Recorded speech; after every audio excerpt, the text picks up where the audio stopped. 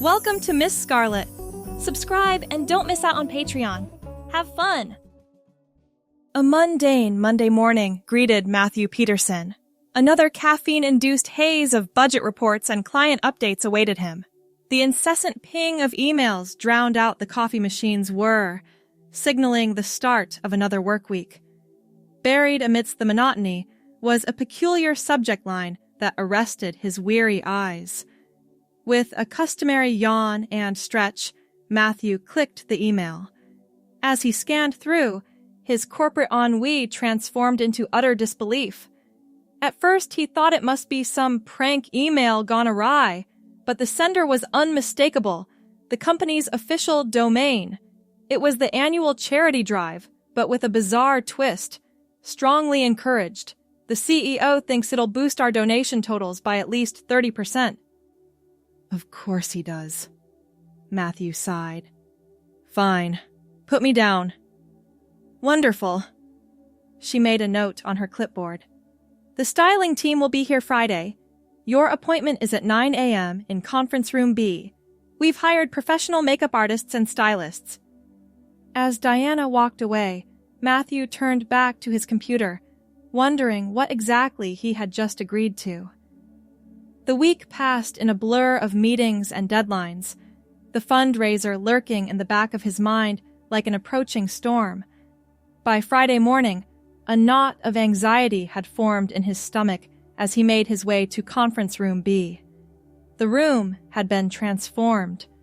Clothing racks lined one wall, makeup stations another.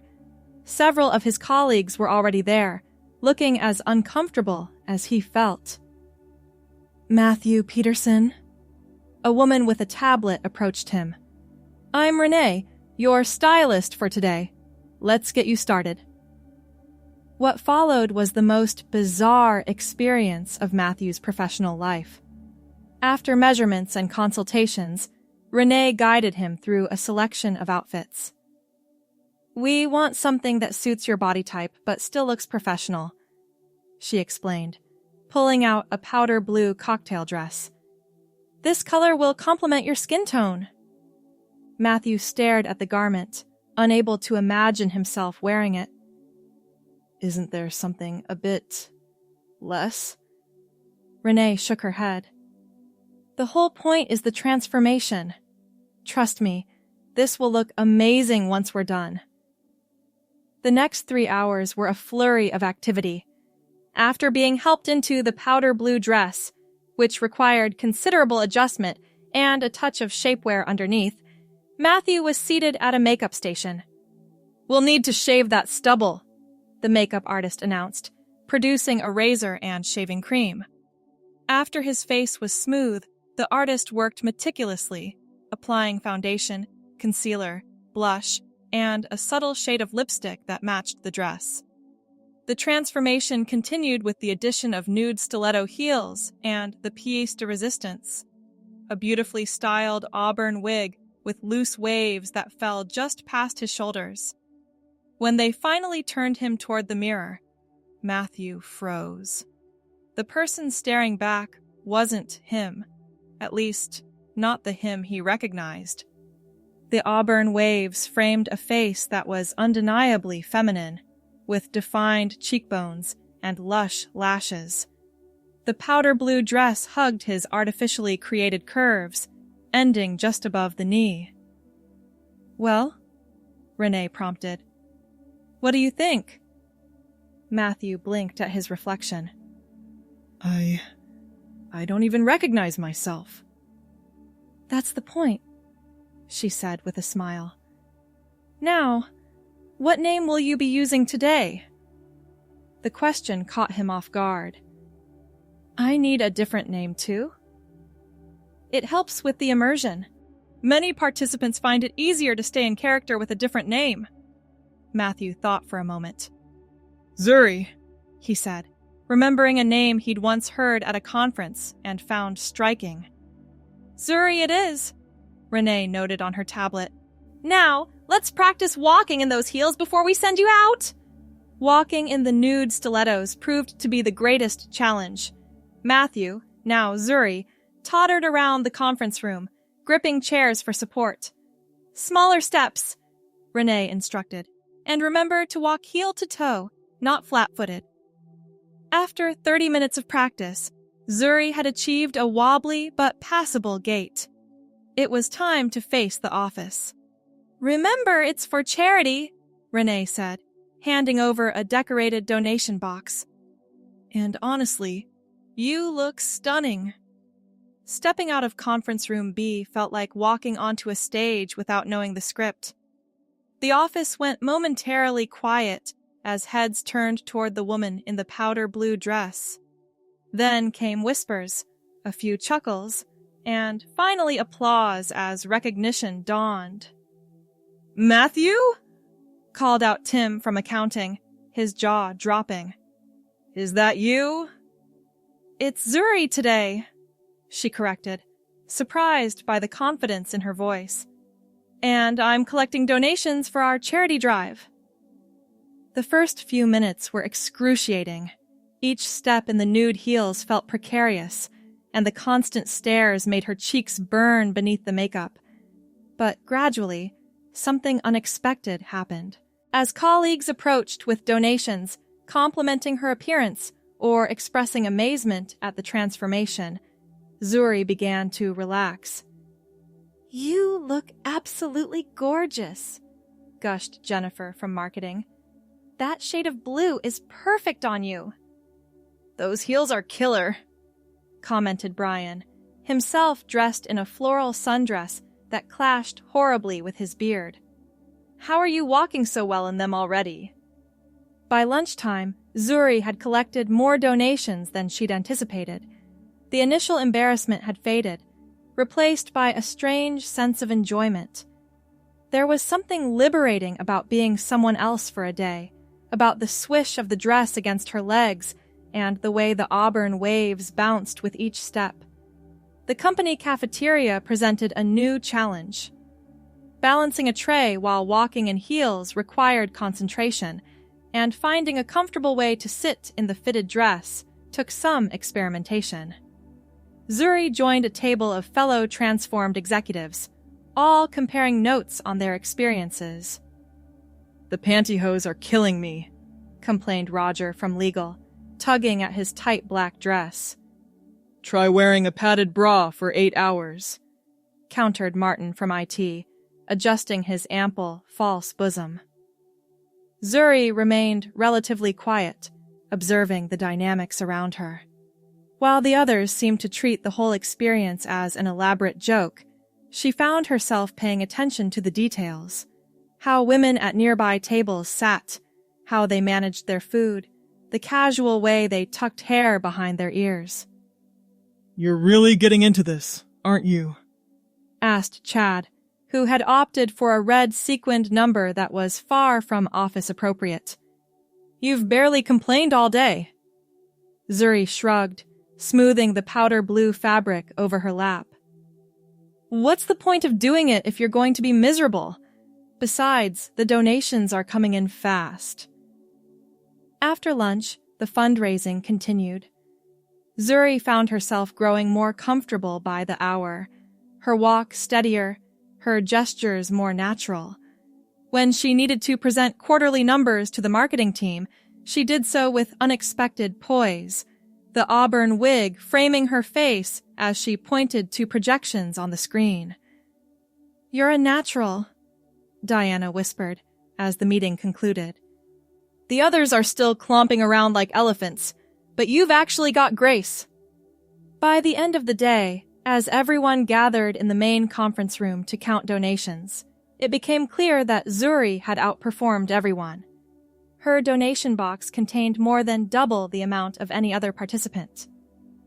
The winner of our fundraising challenge, with an impressive total of $3,427, is Zuri Peterson, announced the CEO, looking both amused and impressed. Cheers erupted as Zuri made her way to the front of the room, managing a small, elegant curtsy that drew more applause. "Would you like to say a few words?" the CEO offered, holding out the microphone. Standing before her colleagues, Zuri felt a strange reluctance to return to being Matthew. For one day, she had experienced the world differently, not just the physical aspects of femininity, but the social dynamics, the changed interactions, the different kind of confidence required. "Thank you all for your generosity," she said, surprised at how naturally the softer, higher pitch came to her voice now. "I think we've all learned something today about walking in someone else's shoes. Quite literally." The laughter that followed was warm and appreciative. As the gathering dispersed, with most of the men eagerly heading to change back into their regular clothes, Zuri lingered. She wasn't quite ready to shed this new persona. Back in Conference Room B, now nearly empty as most participants had already changed, Renee found her examining her reflection. "Most can't wait to get back to normal," the stylist observed. "You seem different." Zuri turned from the mirror. "I didn't expect to feel so comfortable." "It happens sometimes," Renee said knowingly. "For some people, it's just dress up. For others, it's a discovery." "I'm not sure what it is for me," Zuri admitted. "But I know I'm not ready for it to be over." Renee studied her thoughtfully. "The wig is rentable. The dress and shoes we could sell you at cost since they were fitted specifically for you. The makeup isn't difficult to learn." Zuri's heartbeat quickened. "Are you suggesting?" "I'm suggesting nothing," Renee smiled. "Just providing information." That night, Matthew drove home with a garment bag containing the powder blue dress, a shoebox with the nude stilettos, and a carefully packed auburn wig. He told himself it was just to have photos as a memento of the unusual day, but deep down, he knew it was more. The apartment felt particularly empty that evening. After a simple dinner, Matthew found himself unzipping the garment bag, running his fingers over the soft blue fabric. Before he could talk himself out of it, he was in the bathroom, carefully applying the makeup Renee had recommended and sold him, following the techniques he'd mentally noted during his transformation. The auburn wig came next, carefully positioned and adjusted until it looked natural. Then the dress, smoothed over newly purchased shapewear, and finally the nude heels. Looking in the full-length mirror on his closet door, Zuri emerged once more. Alone in the apartment, she practiced walking, sitting, the small gestures that had begun to feel natural during the day. There was a freedom in this privacy, an opportunity to explore without the watchful eyes of colleagues. Days passed, and what had begun as curiosity evolved into routine. Each evening, Matthew would return home, and Zuri would emerge for a few hours. She ordered additional clothes online, a black pencil skirt, a cream blouse, casual dresses for around the house. The auburn wig remained her signature, its waves now familiar and comforting. 2 weeks after the fundraiser, the marketing team held a celebration dinner at an upscale restaurant across town. For days, Matthew debated internally, this could be an opportunity. The restaurant was far from the office, unlikely to be frequented by colleagues outside of organized events. With a mix of terror and exhilaration, he made his decision. That evening, Zuri arrived at the restaurant in a deep green dress that complemented the auburn wig, her makeup subtle but polished. She had called ahead to add her name to the reservation, explaining that she would be attending in Matthew's place. The hostess guided her to the marketing table, where conversations halted momentarily as heads turned. "I'm Zuri," she introduced herself smoothly. "Matthew's cousin. He came down with something awful and asked if I could represent him tonight since he had already RSVP'd. I hope that's all right." The marketing director recovered first. "Of course, pleased to meet you. Matthew mentioned he might send someone in his place. Please have a seat." Dinner passed in a blur of conversation, wine, and carefully navigated questions about her relationship to Matthew and her own background. Zuri had prepared her story meticulously.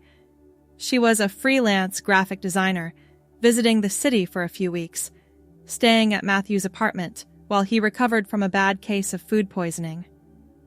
"You two look remarkably similar," noted Jennifer, studying Zuri's face. "Must be strong family genes." "We get that a lot," Zuri replied with a small smile, taking a sip of her wine to hide her nervousness. By the end of the evening, Zuri had not only survived, but thrived.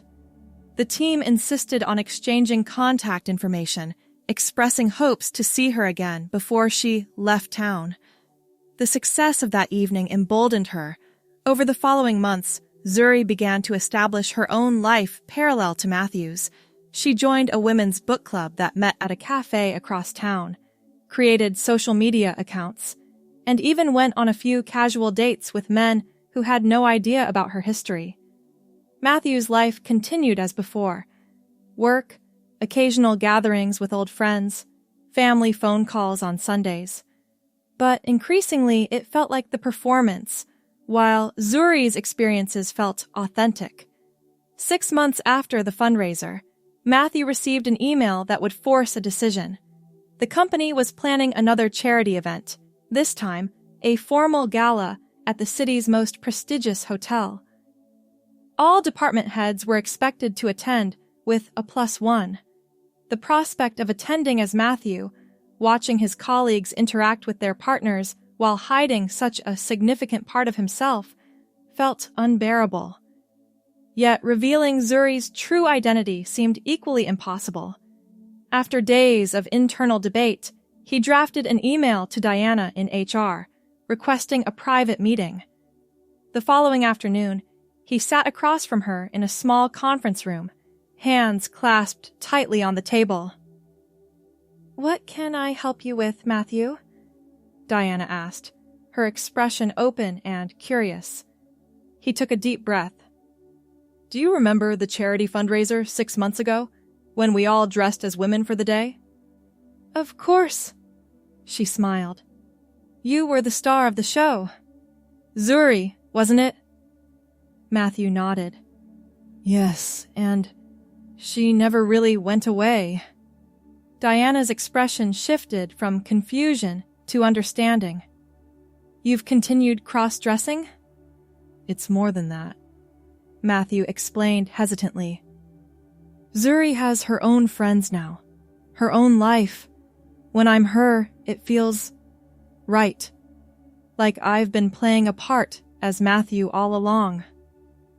Silence hung between them for a moment, before Diana spoke again. "Are you telling me you're transgender, Matthew?" The word hung in the air, both frightening and liberating. I think I might be, he admitted. "I've been seeing a therapist specializing in gender identity, and we've been working through it. But I'm not ready for everyone to know." "That's why I wanted to talk about the gala." Understanding dawned on Diana's face. "You want to attend as Zuri?" "Yes, but not as Matthew in a dress, as Zuri, period. I'd rather not attend at all than go as Matthew, but I understand if that's not possible." Diana tapped her pen thoughtfully against her notepad. "This is outside my normal HR experience, but I want to support you. Let me think." After some consideration, she outlined a plan. Matthew would take personal leave beginning 2 weeks before the gala, citing family matters. An email would introduce Zuri Peterson, a consultant hired to temporarily manage marketing projects in Matthew's absence. She would attend the gala in a professional capacity, allowing her to be present without raising questions.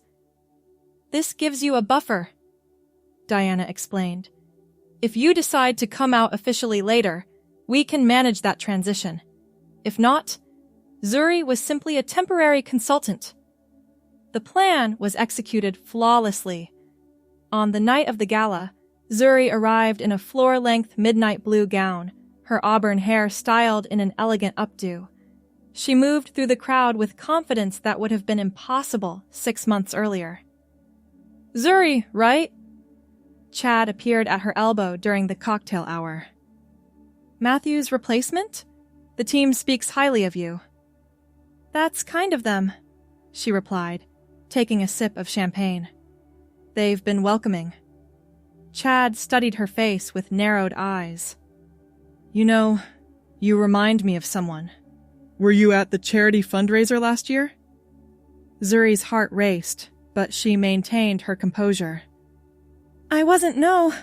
Why do you ask?" "Just a feeling," he shrugged. "We had this guy, Matthew, the one you're filling in for. He dressed up as a woman named Zuri for the day. Weird coincidence with the name. He looked amazing, actually. A lot like you, come to think of it." The moment stretched, fraught with possibility. Zuri could feel her carefully constructed worlds teetering on the edge of collision. "That is a coincidence," she said finally. "Though I have to say, I'm flattered to be compared to someone who made such an impression." Chad seemed satisfied with the response and soon drifted away to mingle with other guests. Zuri exhaled slowly, steadying herself. The near discovery had been terrifying, but also clarifying. Living this double life was becoming increasingly complicated and stressful. As the evening continued, Zuri found herself at a table with Jennifer and several other marketing team members. The conversation flowed easily, punctuated by laughter and the clinking of glasses. "Has anyone heard from Matthew?" asked Tim during a lull. "It's been 2 weeks with just emails. Hope everything's okay with his family." "I'm sure he's fine," Jennifer replied. "But it is odd that he's been so distant lately, even before this leave. Almost like he's been living a second life or something." The irony of the statement made Zuri choke slightly on her water. As she recovered, she caught Diana watching her from across the table, a look of sympathy in her eyes. Later, as the evening wound down and guests began to depart, Diana pulled Zuri aside into a quiet corridor. "How are you holding up?" she asked quietly. Zuri sighed, the weight of the evening settling on her shoulders. "It's exhausting, Diana. Keeping track of who knows what, always being on guard. Chad almost figured it out earlier." "I saw that," Diana nodded. "You handled it well. But for how long?" Zuri smoothed the midnight blue fabric of her gown. "This wasn't supposed to be so complicated. It started as just trying something that felt good. Now I'm lying to everyone I care about." Diana placed a gentle hand on her arm. "You're not lying. You're protecting yourself while you figure things out. There's a difference." "Maybe," Zuri conceded. "But I think it's time to make some decisions. I can't keep living split between 2 worlds." The following week, after careful consideration and several sessions with her therapist, Zuri made her decision. She requested another meeting with Diana and the company's CEO. Seated in the executive conference room, wearing a professional cream blouse and black pencil skirt, her auburn hair falling in its now familiar waves, she explained her situation fully. The CEO listened with surprising openness, asking thoughtful questions about her needs during transition and how the company could support her.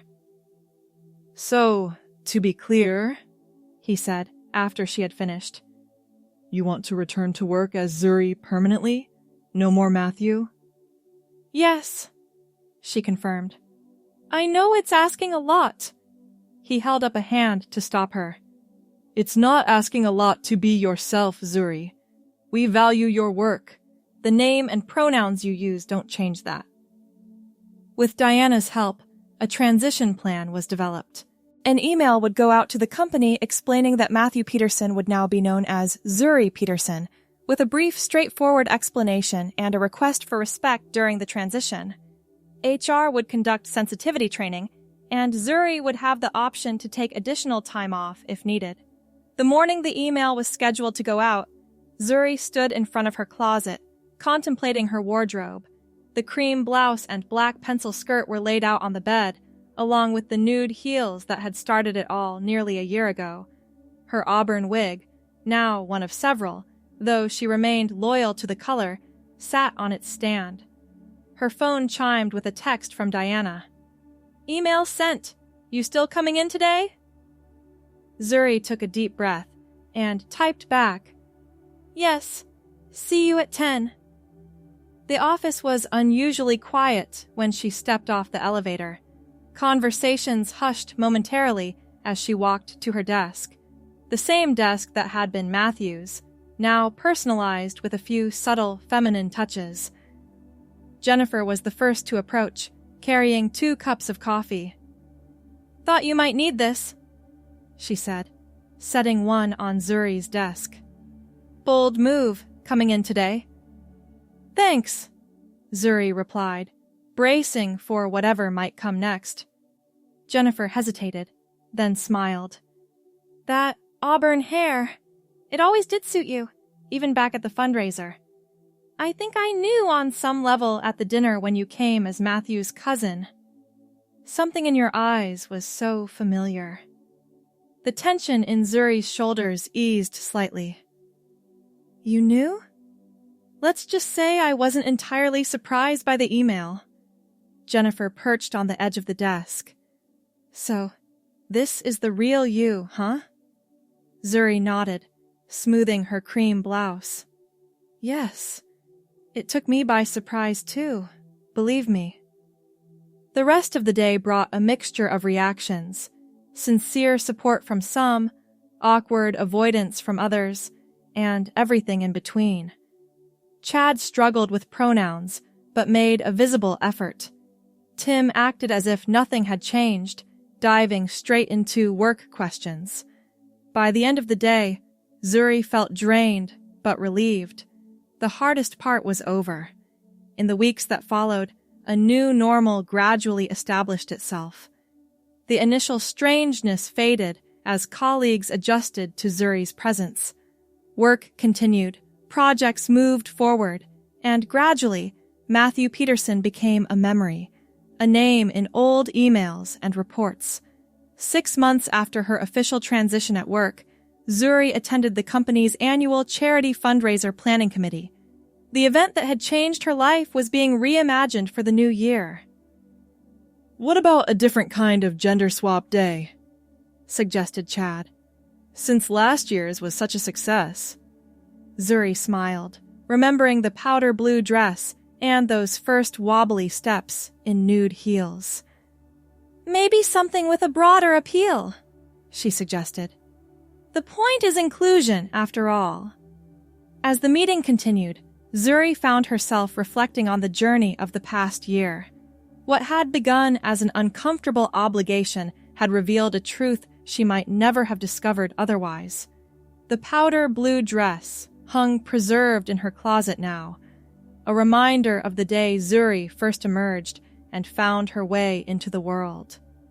Later that evening, as she walked home in a light rain, Zuri caught her reflection in a storefront window. Auburn hair slightly damp, black umbrella held aloft, cream trench coat belted at the waist. The image was so natural, so right, that it took her breath away. This was who she had always been, waiting to be recognized. The charity fundraiser had raised thousands for a good cause, but its greatest gift had been to Zuri herself, the chance to finally live as her authentic self, navigating the world in her own shoes, comfortable at last in her own skin. Thanks for watching, my girlies! Be sure to check out Patreon for more!